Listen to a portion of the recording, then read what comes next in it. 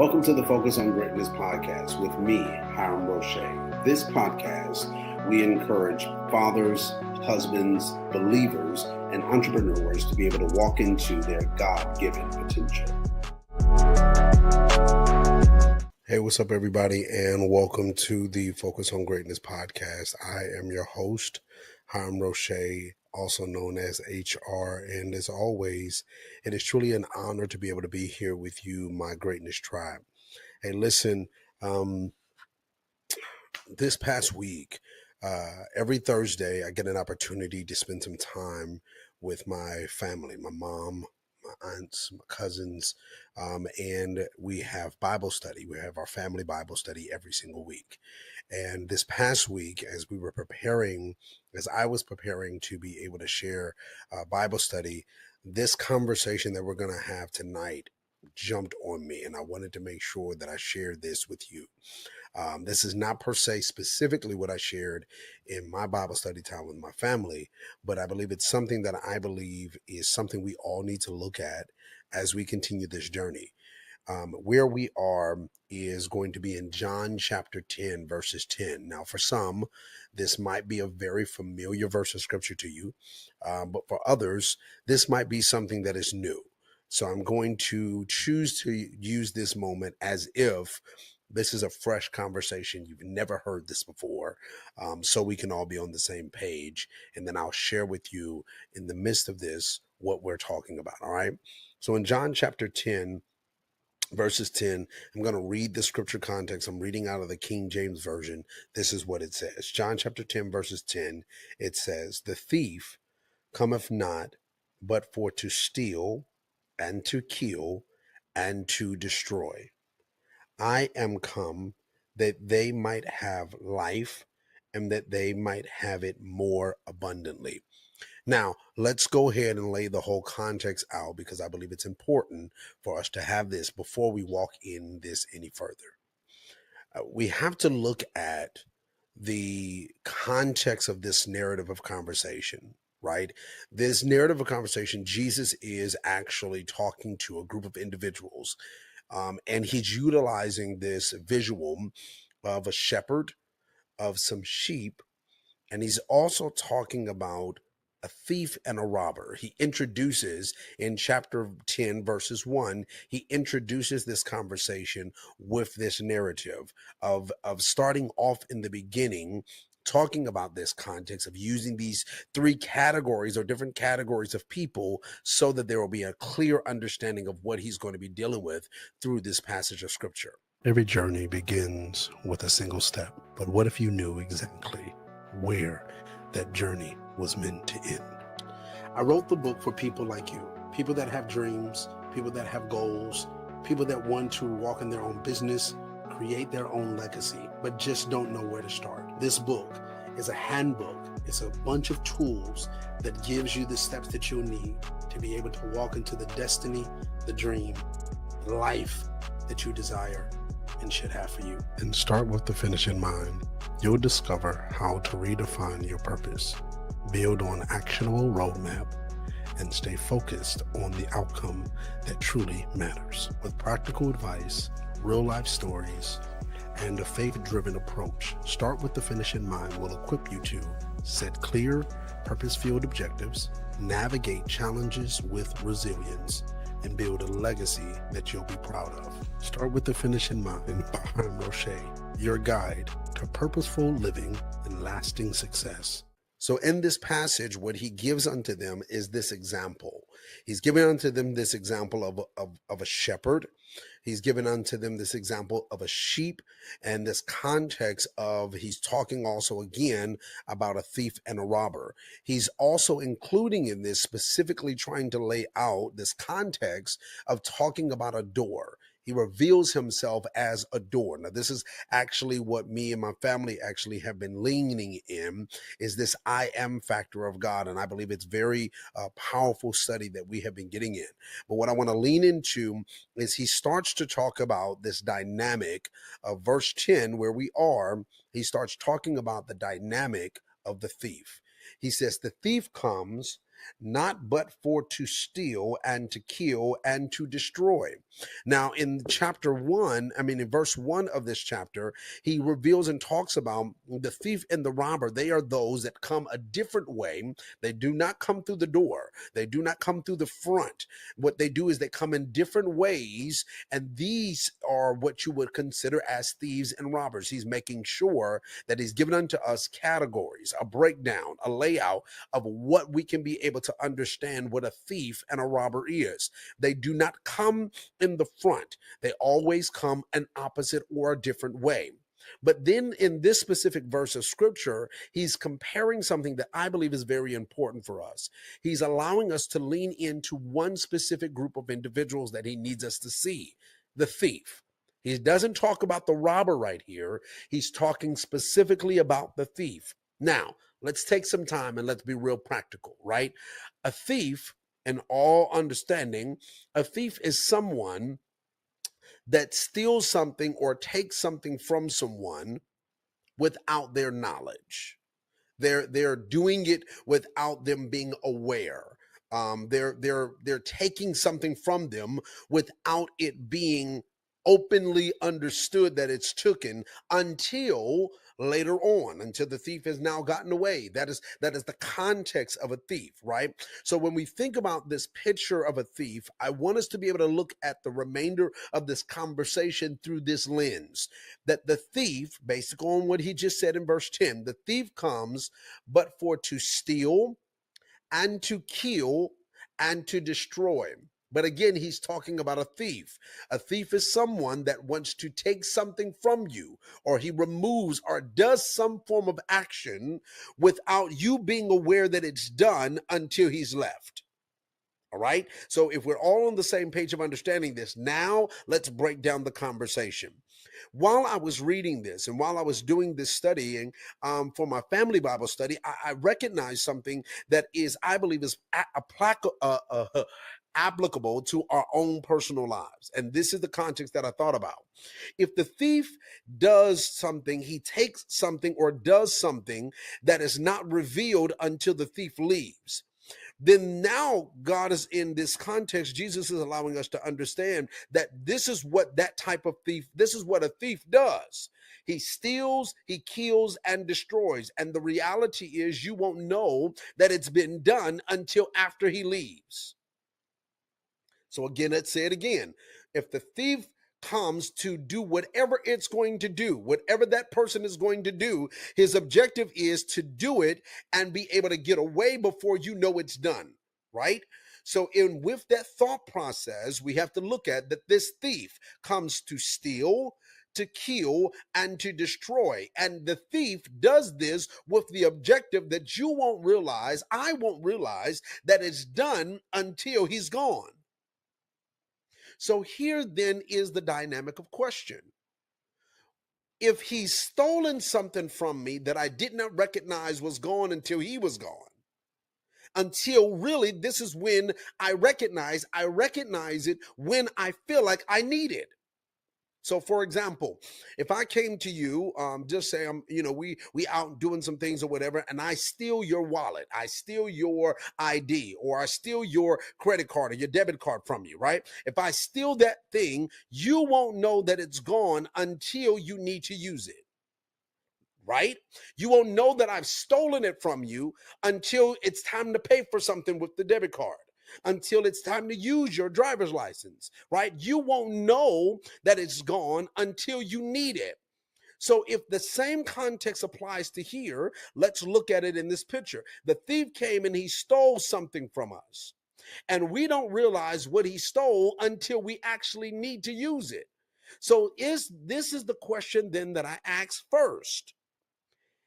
If we don't know that it's gone until we need it, how many times have we gone to examine what we got? Because we have all been moving. We are in the month of May. We have went through a whole quarter. We are in the middle of another quarter. We are running and moving and doing all of these different things. And some of us have went through, like myself, we went through ups and downs. We have dealt with trials. We have dealt with all of these different situations. We've done a whole lot of movement. We've done a whole lot of things. And in sometimes what we do, surely when we have went through a trial, surely when we have went through a struggle, what we try to do is we try to be able to at least get ourselves through it. So we don't pay attention a lot of times to all the aspects of who we are and all the things that we carry and all the things that was with us. We don't pay attention to those things because we're just trying to get through the trial. We're trying to get through the situation. We're trying to get through the pain point. But what I want us to be able to do is look and examine at what you got. Did he take your joy? Or did you not need it and you haven't tapped into it? Did he try to steal your happiness? Did he steal your peace? Did he steal your strength? What has he stolen from you? Has he stolen your trust in people? Has he stolen your trust in yourself? What has been stolen from us? Because we need to examine it. And this is one of the reasons why I want to go ahead and throw this in here now, is one of the reasons why we need to be able to examine all of these things, because everything that he has tried to steal or has stolen, everything that he has stolen from us, everything that he has tried to kill in us, everything that he has tried to destroy, here's the context. He recognizes that it's important and valuable for him to be able to do that, because in reality, let's make a pause. I'm not going to steal something that's not valuable. I'm not going to try to kill something that's not worth it, that has the ability to do something to me. I'm not going to destroy something that is not valuable, that has some form of worth, that has some form of power and strength. So whatever he's trying to steal, whatever he's trying to kill, and whatever he's trying to destroy, he has a reason, a purpose, a reason of why he feels the need that these specific items and things needs to be stolen, needs to be killed, needs to be destroyed in you. And it all goes to the, when we want to go to the bottom line, and all the bottom line is all of these things that he's trying to steal, kill, and destroy is so that you don't live the life that God designed for you to live. And you don't walk in the assignment, the call, the design of God, the vision that God has for you, the dreams that God has given you. So you can fully walk in the fullness of all of those things. So he comes to be able to steal and kill and destroy. This is the idea. So the first thing that I want us to look at is to examine your stuff. Examine yourself. Look and see what the enemy has stolen from you in the midst of your journey. Look and see what the enemy has stolen from you while you have been trying to work and grind and go after some things. Look at what he has stolen from you when we were not focused on all of stewarding everything that God gave unto us. Let's look at those things. All right. So that's the first context, right? Because now we understand the context of what he's stolen. But here's the thing that I want us to be able to look at is, what has he killed? What has he killed? When you look back, just look at everything you got. Look at where you are right now. Let's just look at the dynamic of 6 months, the dynamic of a year. What has he killed in you? I'm not talking about the relationships that probably needed to be dissolved. I'm not talking about the context of certain things that you were doing that probably needed to die off. Everything that is dead, hear this context, everything that is dead in your life is not always as a result of the enemy. Some things God himself needed to close off. Some things God himself needed it to die off. So I'm not talking about all of those things. I'm talking about in you. What has he killed in you? Has he killed your passion? Has he killed your vision? Has he killed your drive? At one point of your life, you had a drive about you. You had a passion about you. You had a hunger you had a thirst for God. Did he kill it in the midst of your last season? That's what we want to look at. These are the things that he has stolen. These are the things that have been killed. Now, here's the context. Some things that he is destroyed. Some things he's destroyed. Some stuff he's working on destroying right now. Has he destroyed your standards? Has he destroyed your standards? You used to have a standard about you. How you function, what you did, what you wouldn't do, how you acted, how you would respond to things. You used to function by a standard. Did he destroy it? You used to have a certain type of character and integrity.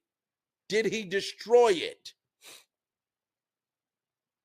Here's the thing I love. The scripture talks about Jesus is talking to Peter, and he says to Peter, hey, listen, the enemy's objective is he wants to be able to sift you like wheat, meaning he's taking his time sifting you, draining you, pulling it out of you. He's taking his sweet old time.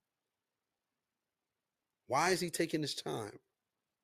Why won't he do it all at one time?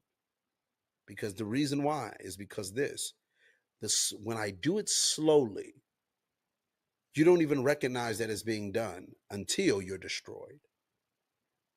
If I pull this and pull that and pull this and pull that and pull this and pull that and keep pulling little small strings, after a while, there's nothing else to pull. But you don't recognize that there was a change. You don't recognize that now all of a sudden your standards have lowered. You don't even recognize that your mindset has shifted. You don't even recognize that you don't even function or act the same. You don't even recognize that you don't even act, that your communication has changed. You don't even recognize those things because why? They have moved slowly. He has sifted you to the purpose of wanting to destroy you.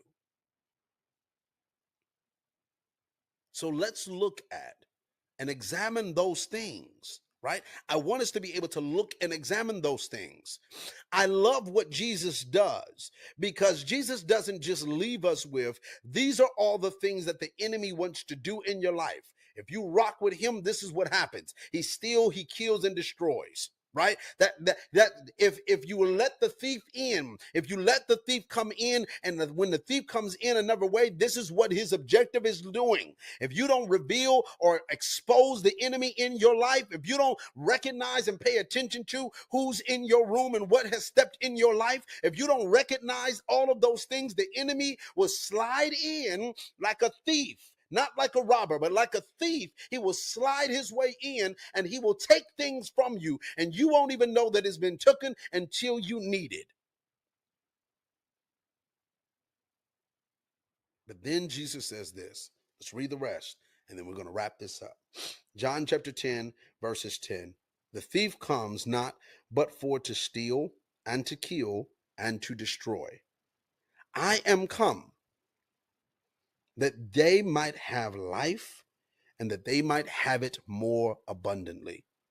Jesus reveals in this context, listen, I have made sure that I expose what the enemy is doing, but at the same time, I need you to understand this is what I'm doing for you. My objective is I want you to live. And not just live. I don't need you surviving. I need you to live, but not just regularly live, but I want you to live it in the abundance. I want you to have an abundant life, abundance of joy, abundance of peace. I want you to have abundance where you are able to walk strongly in your character and in your standard and in your integrity. I want you to have boldness with your dreams and your desires. I need you to have everything that I need you to have the life that I designed for you to have.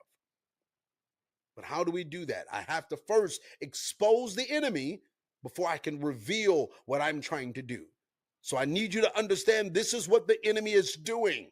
He is stealing, he is killing, and he is destroying. But what I need you to focus on also is that I'm come that you may have life and that you may have it abundantly. So let's look and see what the enemy stole. What has the enemy killed? What has the enemy destroyed? Because the scriptures allows us to understand and know that after the thief is caught, when the thief has been caught, how does he get caught? Because I know what he took. I know what he snuck his behind in here with to be able to take from me. Once he is caught, he has to give it back with interest. It's not just you got to give it back to me. You just got to give me my peace back and you got to give me my joy back. Yeah, that sounds good. But no, I need you to give it back to me with interest. Because the time that I did not have that, the time that you took from me, I was supposed to be living a certain way. I was supposed to be having a certain type of lifestyle. But you snatched it from me. Yes, I wasn't paying attention. Yes, I was just trying to make it out. I get it. But now you're caught. And now you owe me. Now you got to give me back what you stole plus interest. So when the thief is caught, that's what we want to do. Let's catch the thief. When we catch the thief has to give it back plus interest. And Jesus says, now I come that you may have life and live it more abundantly. I love you all, family. Let's make sure we recognize this is what the enemy is trying to do. This is what the thief is trying to do. But we gonna live the life God designed for us to live. I love you all. Talk to y'all later. Bye-bye.